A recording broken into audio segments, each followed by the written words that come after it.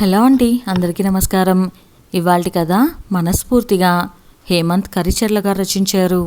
ఒకతను మండుటెండలో ఒక నిర్మానుష్య ప్రదేశంలో ఎవరో వెంటాడుతున్నట్లుగా పరుగులాంటి నడకతో వేగంగా ముందుకు వెళ్తున్నాడు. ఇకనైనా ప్రాక్టికల్గా ఆలోచించరా, నీకు నిలకడలేదు, నువ్వు కష్టపడలేవు. You don't have enough experience. We will get back to you soon. We will let you know. నువ్వు చాలా ఎక్కువగా అడుగుతున్నావు. యు ఆర్ టాలెంటెడ్, బట్ ఎన్నాళ్ళు రైలా, నీకంటూ ఓ క్లారిటీ ఉందా? 3 పుస్తకాలు రాశావు, ఏం ప్రయోజనం? నువ్వు అన్నీ బాగానే రాయొచ్చు, కానీ నీకు పేరు గుర్తింపు వచ్చేసరికి నీకు 40 ఏళ్ళు వస్తాయి. సీరియస్నెస్ లేదురా నీ దగ్గర అసలు. మీ వాళ్ళు చెప్పినట్టు ముందు వేరే ఏదైనా ఉద్యోగం చేసుకోరా. నీకు ఇష్టమైన పనే అయినా కష్టమైతే చెయ్యవు. ఏంటోరా, నువ్వేంటో మాకు అర్థం కావట్లా. మీ వాడు ఏం చేస్తున్నాడని అడిగినప్పుడల్లా ఏం చెప్పాలో తెలియక ఏదో ఎగ్జామ్స్కి ప్రిపేర్ అవుతున్నాడని అబద్ధం చెప్పాల్సి వస్తుంది. ఇలా ఎన్నో గొంతులు అతన్ని వెంటాడుతున్నాయి. అతను ఆ వాక్శబ్దాల నుంచి తప్పించుకునేందుకు ప్రయత్నిస్తున్నాడు.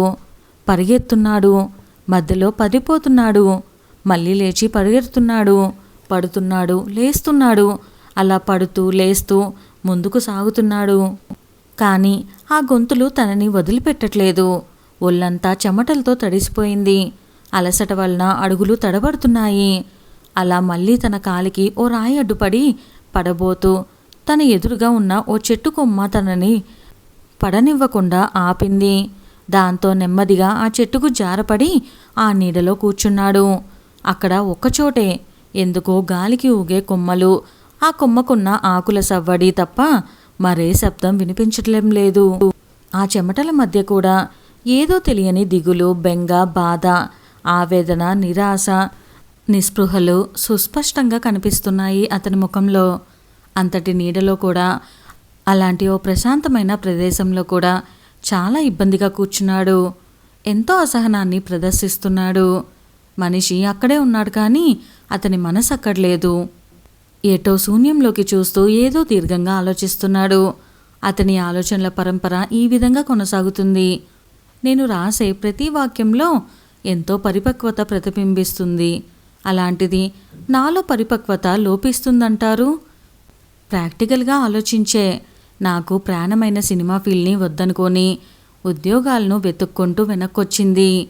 అలా కాకుండా తెగించి ముందుకెళ్ళుంటే అయితే కనీసంలో కనీసం 1-2 సినిమాలకు పనిచేసి తర్వాత సినిమాలకు ప్లాన్ చేసుకుంటూ అక్కడే ఎక్కడో ఉండేవాడిని, లేదా ఎటూ కాకుండా పోయేవాడిని.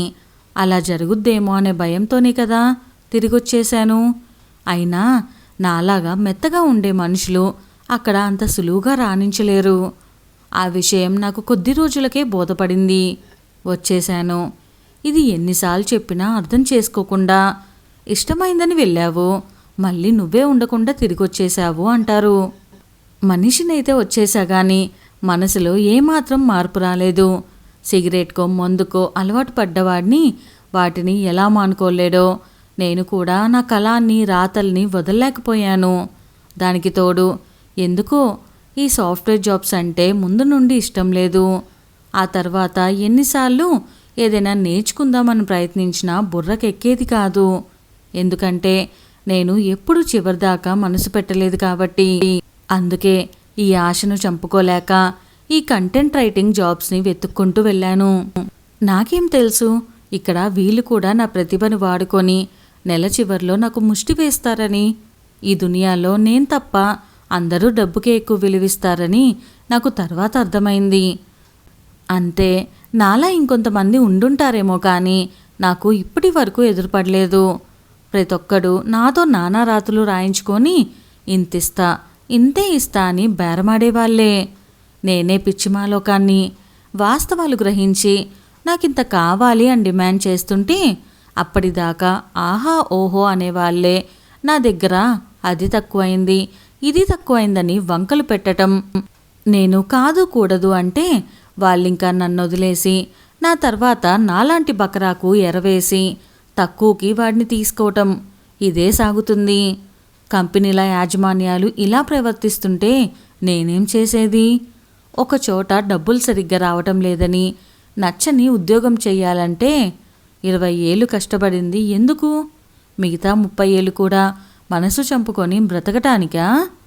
అంతే, పరువు కోసం మంచి ఉద్యోగం ఉంటే మంచి ఇంటి పిల్ల వస్తుందని. ఇలా పల్చని కారణాల కోసం మనసుకు విరుద్ధంగా ఎలా బ్రతికేది? నేను అందరిలా డబ్బు వెనక, ఆ డబ్బు వల్ల వచ్చే కృత్రిమ సంతోషాలు, సౌకర్యాలు, సుఖాల వెంట పరిగెత్తలేను. నాకు చేత కాదు, నా వల్ల కాదు. నా దృష్టిలో సంతోషానికి మించిన ఐశ్వర్యం, సంతృప్తికి మించిన సౌకర్యం మరొకటి లేవు. అలాగే ముందు నుండి రైటింగ్ లేదా టీచింగ్, ఈ రెంటికే నా ప్రాధాన్యత. ఒక్కోసారి మీ మనసు కష్టపెట్టడం ఇష్టం లేక మధ్యలో రకరకాల కోర్సులు నేర్చుకోవటానికి ప్రయత్నించాను.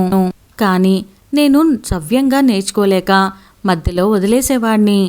మళ్ళీ కంటెంట్ రైటింగ్ జాబ్ చూసుకునేవాడిని. ఏ రోజు నేను పట్టిన కలం వదల్లేదు. ఈ రోజుకి ఏదైనా స్కూల్ బస్ లేదా కాలేజ్ బస్ చూస్తే వెళ్ళి టీచింగ్ చేయాలి అనుకుంటాను.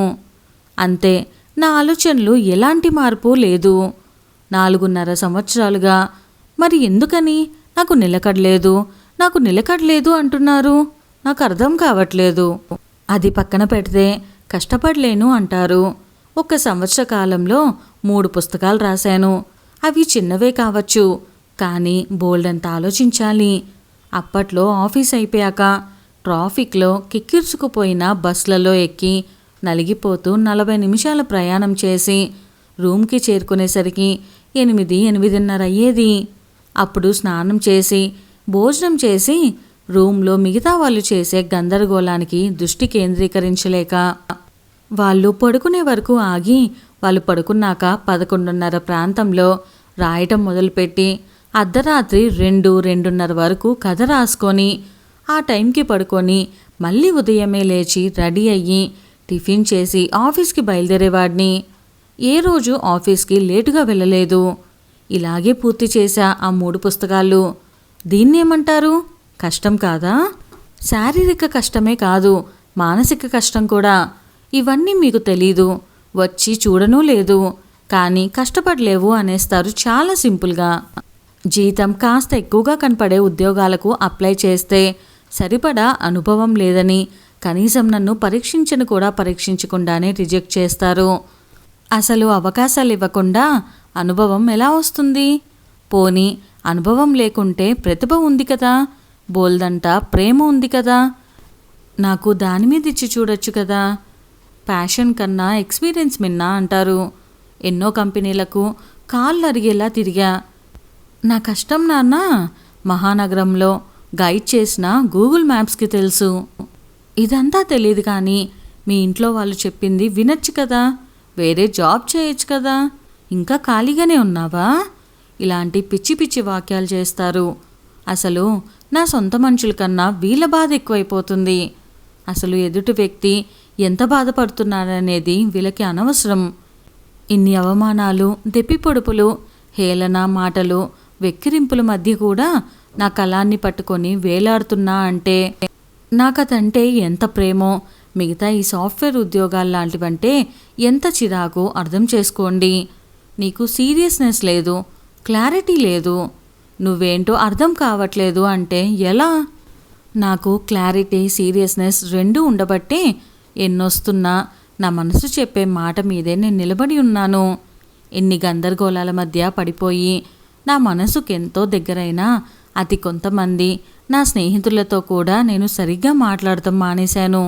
దాంతో వాళ్ళు కూడా వీడు ఇదివరకులా మాట్లాడట్లేదు, ఎప్పుడు ఎక్కడికి పిలిచినా రాడు అని తీర్మానించేసుకున్నారు.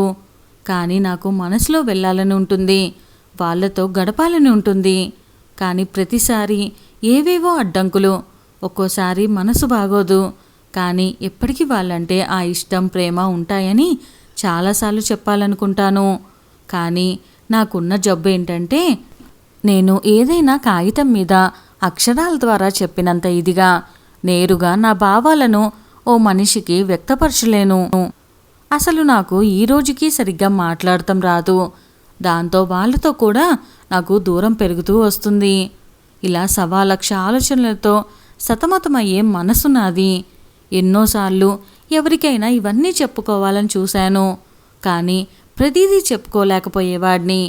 ఎందుకో నాకు తెలీదు, కానీ ఈ బరువుని నేనొక్కడనే మొయ్యలేకపోతున్నాను. ఇంత పెద్ద ప్రపంచంలో నేనొక్కడనే ఉన్నానేమో అనే భావన.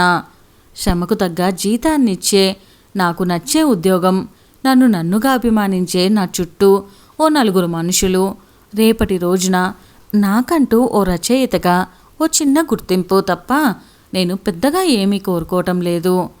అలాంటి సందర్భం ఇప్పటి వరకు జీవితంలో ఒక్కటి కూడా ఎదురవ్వలేదు. అయినా కూడా ఏదో మొండిగా ముందుకు వెళ్తుంటే ఇలా రకరకాల మాటలతో శతకోటి శూలాలే నన్ను పొడుస్తుంటే ఎట్లా నా ప్రయాణాన్ని సాగించేది? ఎలా ముందుకు వెళ్ళను? ఎలా అని ఆలోచనలు లోతుల్లో కూరుకుపోయి అతను కూర్చుని ఉంటే ఇంతలో అక్కడికి వచ్చిన ఓ పిల్లాడు ఆ చెట్టుకున్న పండుకి గురి చూసి ఓ రాయి విసురుతాడు. ఆ రాయి సరిగ్గా ఆ పండుకి తగిలి అది ఖచ్చితంగా ఆ వ్యక్తి పక్కన పడుతుంది. ఆ శబ్దానికి అతను మళ్ళీ ఆలోచనలో నుండి తేరుకొని ఈ ప్రపంచంలోకి వస్తాడు. అప్పుడు తను చూస్తుండగానే ఆ పిల్లాడు ఇంకో రాయితో ఇంకో పండును కొట్టి ఆ 2 పళ్ళను తీసుకొని పోతాడు. అప్పుడు అక్కడికి వచ్చి అంతసేపు గడిచాక ఆ చెట్టును పరిశీలనగా చూస్తాడు. అది చాలా పెద్దది, ఎంతో లావుగా దృఢంగా ఉంది. అంతేకాదు దాని వేర్లు కొమ్మలు చాలా విస్తీర్ణంగా విస్తరించి ఉన్నాయి. చెట్టు కొమ్మలు కొన్ని ఎవరో నరికేసినట్టుగా కనిపించింది. కాసిని కాయలు కూడా చాలా వరకు అందరూ కోసేసినట్టున్నారు. ఇంకా అక్కడక్కడ కొన్నే మిగిలాయి. ఇంకా కొన్ని పక్షులు గూళ్ళు కట్టుకొని నివాసం ఉంటున్నాయి. ఇలా కొమ్మలు నరికేసిన ఎవరెన్ని పళ్ళు కోసుకొని పోయినా అది అలానే గంభీరంగా నిలబడటం చూసి అతనికి ఆశ్చర్యం వేసింది. మనలానే దీనికి ప్రాణముంది, అయినా ఇది దేనికి చెల్లించటం లేదు. పైగా ఇలాంటి ఓ నిర్మానుష్య ప్రదేశంలో ఏ తోడు లేకపోయినా దర్జాగా హుందాగా బ్రతికేస్తుంది అని మనసులో అనుకున్నాడు. మళ్ళీ ఒక్కసారిగా తన బాధలన్నీ గుర్తుకొచ్చాయి. కళ్ళల్లో నీళ్లు గిర్రున తిరిగాయి. ఇక దుఃఖమాగలేదు. వెంటనే ఆ చెట్టుని గట్టిగా పట్టుకొని ఏడ్చేశాడు. తన మనసులో ఉన్న భారాన్ని అంతా దించుకున్నాడు. అప్పుడు గాలికి తన భుజం మీదుగా ఉన్న ఒక కొమ్మ ఊగడంతో ఆ కొమ్మకున్న ఆకులు తన వీపును నిమిరాయి. మనసు తేలికపడటంతో కళ్ళు తుడుచుకొని ఆ చెట్టుకి తన కళ్ళతోనే వీడుకోలు చెబుతూ వెనుతిరిగి తానొచ్చిన దారినే బయలుదేరాడు. మళ్ళీ తనకు ఆ గొంతులు వినపడటం మొదలైంది. కానీ వాటిని లెక్క చేయకుండా తను ముందుకు సాగాడు. ఇదండి వాళ్ళు మన కథ. మనం ఏం పని చేసినా మనల్ని ఎంచేవాళ్ళు తుంచేవాళ్ళు చాలామందే ఉంటారు. ఒకళ్ళు మంచి అంటారు, ఒకళ్ళు కాదు అంటారు. ఒకరికి మంచి అనిపించింది, ఇంకొకరు కాదంటారు. కాబట్టి వాళ్ళ మాటలు వీళ్ళ మాటలు పట్టించుకోకుండా మీకు అనిపించింది, మీరు కరెక్ట్ అనుకున్నది, ఎవరికి ఎలాంటి నష్టం కలగంది, ముఖ్యంగా మీ మనసుకు నచ్చేది చేసుకుంటూ పోవటమే. వాళ్ళని వీళ్ళని పట్టించుకుంటూ ఉంటే ఉన్న ఈ ఒక్క జీవితంలో ఏమీ అనుభవించలేము.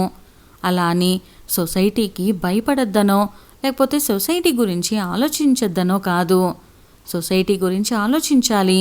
తప్పు చేయాలి అంటే సొసైటీ గురించి భయపడాలి కూడా. కానీ ఒక మంచి పని, మనకు నచ్చిన పని, మన జీవితానికి ఆనందించే పని, అది మంచిదైనప్పుడు సొసైటీ గురించి ఆలోచించి మిమ్మల్ని మీరు బాధ పెట్టుకొని అక్కడితో ఆగిపోవక్కర్లేదు. ఉన్న ఒక్క జీవితాన్ని అనుభవించటం చాలా అవసరం. ఇదండి వాళ్ళ మన కథ కనుక మీకు నచ్చినట్లయితే వీడియోని లైక్ చేయటం అస్సలు మర్చిపోకండి. అలానే మరిన్ని మంచి మంచి కథలు మన ఛానల్లో ఆల్రెడీ ఉన్నాయి. ఎవరైనా మిస్ అయితే ఒక్కసారి చూసేయండి. Stay tune. Bye bye. Thank you.